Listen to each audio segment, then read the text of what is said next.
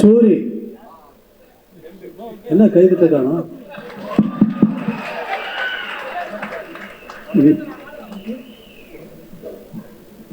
நீ கூப்பிட்டு வந்த ஆட்கள் எல்லாம் கரெக்டாக சரியா வேலை செய்யல பார்த்தியா?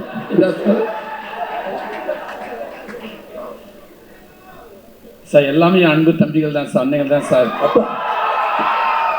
அப்போ உன் பேரை சொன்னவொடனே ஏன் கைதட்டில் விசில் அடிக்கல? இல்லைங்க சார், அது நீங்கள் பேசுகிறப்ப குறுக்கிடக்கூடாதுன்றதுக்காக அமைதியாக இருக்காங்க சார்.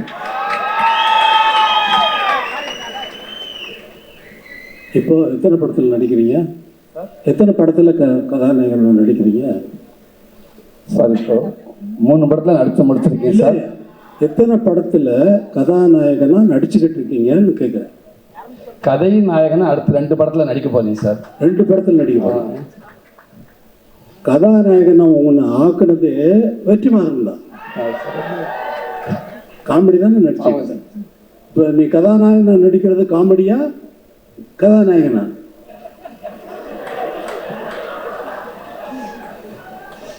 சும்மா சார் இதுவும் பதிவு தான் சார், வாழ்நாள் மறக்க முடியாத பதிவு தான் சார். இப்போ எல்லா படத்தினுடைய ஆடியோ ரிலீஸ் மாதிரி இந்த படத்தினுடைய நடக்கலை. சும்மா பேரை சொன்ன உடனே நிறைய கை தட்டுவாங்கன்னு நான் முதல்ல நான் வந்த உடனே எனக்கு கை தட்டுவாங்கன்னு பார்த்தேன் பட்னில். சரி சூரிய பேரை சொல்லிடலாம், அதனால் கை தட்டுவாங்களான்னு நினச்சி சொன்னேன். கை தட்டலை, அதனால தான் உன்னை கூப்பிட்டேன். அது நீங்கள் இருக்கேன்றாங்களா சார்? சார் எனக்கு எவ்வளோ எங்கேருந்து எனக்கு உங்கள்கிட்ட ஒர்க் பண்ணுறப்ப இவ்வளோ ஒரு பாக்கியம் கிடச்சி இவ்வளோ பரவாயில்ல சந்தோஷமாக இருக்கணும். இடத்துல அத்தனை பேர் இருக்காங்க, அதனால் அவங்களுக்கு அதே சந்தோஷம் தான் சார். உங்ககிட்ட நான் ஒர்க் பண்ணுறதில்ல. ரொம்ப நன்றி சார். நன்றி. Thank you sir. இப்போ எல்லா படத்தினுடைய ஆடியோ ரிலீஸ் ஃபங்க்ஷன் மாதிரி இங்கே நடக்கலை. வெற்றிமாறன் விடுதலை பற்றி நல்லா எப்படிலாம் என்ன பண்ணிக்கிட்டு இருக்காரு, எவ்வளோ கஷ்டப்பட்டு ஒர்க் பண்ணுறாரு அப்படிங்கிறது எனக்கு ரொம்ப நல்லா தெரியும். எவ்வளவு டைம் எடுத்தாலும் இது ஒரு கற்பனையை உருவாக்குறதுங்கிறது. இப்போ நான் ஒரு பாட்டு போடுறேன்னா அந்த பாட்டு அதுக்கு முன்னாடி அங்கே இல்லை. இப்போ ஜனனின்னு ஒரு பாட்டு போடுறேன்னா அந்த பாட்டு அதுக்கு முன்னாடி அங்கே இருந்ததா? எப்படி வந்தது? அதே போல தான் ஒரு படம் உருவாகிறதும். வரேன் இங்கே வா சார். இதுக்கு எனக்கு எந்த சம்பந்தம் இல்லை சார். நீங்கள் ஆள் கூப்பிட்டு வரலையா? பாருங்க சார், பேசும்போது சொல்லிட்டாங்க சார், பாலில் தொந்தரவுக்கு மன்னிக்குவோம் சார். என் மேலே கோவப்படாதீங்க சார். இல்லை நீங்கள் 2 பேர் உங்கள் 2 பேர் பேரை சொன்னாலே ஆடியன்ஸ் அவ்வளோ தூரம் ஆடியன்ஸை நீங்கள் அவ்வளோ தூரம் கவர்ந்து வச்சுருக்கீங்களா இல்லை நிஜமாக கூட்டு வந்தீங்களான்னு தெரியல. ஆனால் நீங்கள் தான் சொன்னீங்க எனக்கு. ஆமாம் சார். நீங்கள் தான் சூரி ஆள் கூப்பிட்டு வந்து. ஆமாம் சார். சொல்லி அவர் தான் எனக்கு சொன்னார். இங்கே இது விடுதலை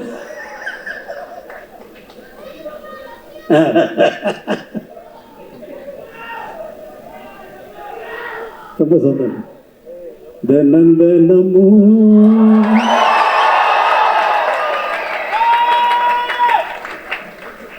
ஏன் நினைப்பு வளைக்கிறதே என்ன தொலைக்கிறது. ஏண்டா இந்த உலகத்தில் பிறந்தோம்னு தினமும் ஏன் நினைப்பு என்னையே வளைக்குதே என்னையே தொலைக்குதேன்னு நான் பாடுறேன். அவ்வளோதான். அதை தினமும் ஓ நினைப்புன்னு கதாநாயகிக்கு போட்டாச்சு. அதை பாடுறதுக்கு சஞ்சய் சுப்பிரமணியம் அவர்களை வச்சு நான் பாட்டை எடுத்துட்டேன். எடுத்துனதுக்கு அப்புறமா வெற்றிமாறன் இல்லை சார் உங்கள் வாய்ஸ் வேணும்னாரு. அப்புறம் அவருக்குன்னு ஒரு பாட்டு மனசில் ஒரு மாதிரியாக இருக்குது அப்படின்னு சொல்லி பாட்டேன். மனசில் ஒரு மாதிரியாக இருக்கு. அமைதியாக தடுங்க. மனசில் ஒரு மாதிரியாயிருக்கு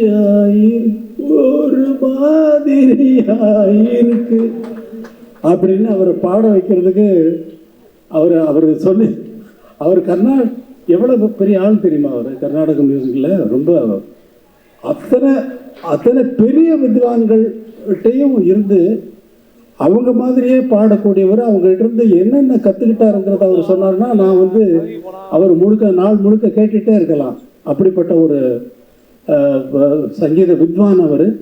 அவரை கூப்பிட்டு சினிமாவில் பாட வச்சுட்டேன். இங்கே கூப்பிட்டு இழுத்து பிடிச்சி இங்கே வாங்க, இங்கே வந்து பாடுங்கன்னு சொல்லி. அவர் ரொம்ப நன்றி சஞ்சய் சுப்பிரமணியன். அதே மாதிரியா வேற என்ன பேசுறதுன்னு தெரியல. இந்த விடுதலையை வந்து உங்களை மாதிரியே நான் ரொம்ப ஆவலோடு எதிர்பார்த்துக்கிட்டு இருக்கேன். ஏன்னா நான் தான் முதல்ல பார்ப்பேன். எனக்கு அப்புறம் தான் நீங்கள்லாம் பார்க்க முடியும். நான் தானே முதல் ரசிகன், எனக்கு தானே முதல்ல போட்டு காட்டுறீங்க.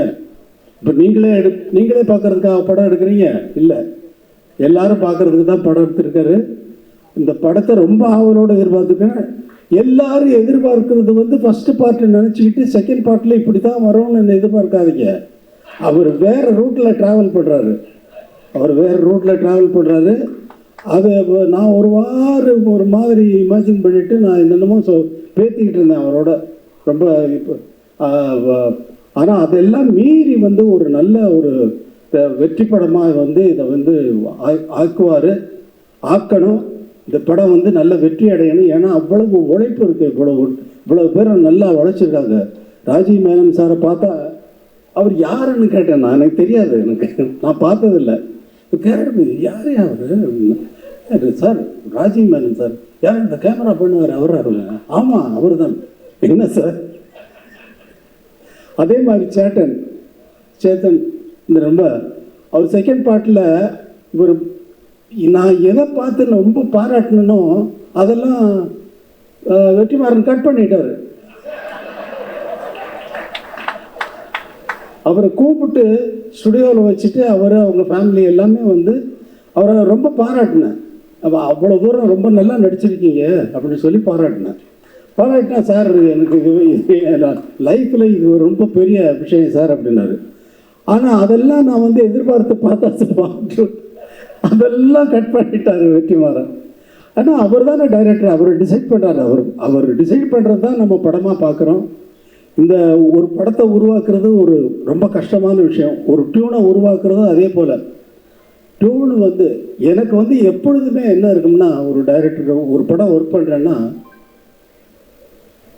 மைண்டு உள்ளே வந்து ஒரு சிச்சுவேஷன் சொன்னாங்கன்னா உள்ளே வந்து பிளாங்க் ஆகிடும், எம்டியாக இருக்கும், ஒரு கற்பனையும் இருக்காது. ஆரம்பித்தாச்சுன்னா அது பாட்டுக்கு வந்துக்கிட்டே இருக்கும்.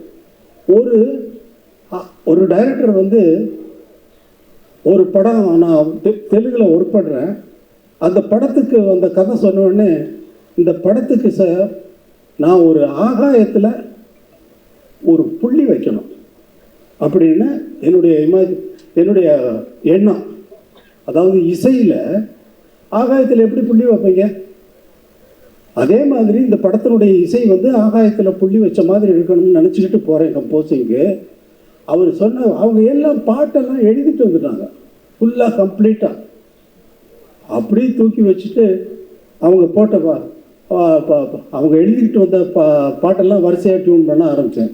அந்த மாதிரி ஒரு படம் பண்ணேன். இது எக்ஸ்பீரியன்ஸ், என்னுடைய எக்ஸ்பீரியன்ஸு. என்னுடைய எதிர்பார்ப்புக்கு தகுந்த மாதிரி படங்கள் அமையிறது வேற, ஆனால் அவங்களுடைய எதிர்பார்ப்புக்கு நான் கொடுக்கறது வேற. எனக்கு அது ஒரு வேலையே இல்லை. இவங்களுடைய எதிர்பார்ப்புக்கு என்ன ஆகாயத்தில் புள்ளி வச்சுருங்க சார் நான் சொல்ல முடியும்? வெற்றிமாறன் அவர் சொல்கிறதெல்லாம் கேட்டுட்டு அப்படியே வாட்சேன்னா அது பாட்டுக்கு அவர் ஃபுல்லாக ரெக்கார்ட் பண்ணுறாரு. ஃபுல்லாக வந்து நான் திடீர்னு பார்த்துட்டு எங்கேயோ திரும்பிட்டு பாடிட்டு பார்த்தா இவர் இப்படி இந்த பக்கம் இப்படி பிடிச்சி என்ன வெற்றிமாறன் ரெக்கார்ட் பண்ணிக்கிட்டு இருக்கீங்கள, அந்த ஃபுட்டேஜ் எல்லாம் எனக்கு கொடுக்குங்க. அவர் வேற எங்கேயாவது போட்டாருன்னா அது ஒரு நல்ல ப்ரைஸ் கிடைக்கும். ப்ரைஸ்னா ப்ரைஸு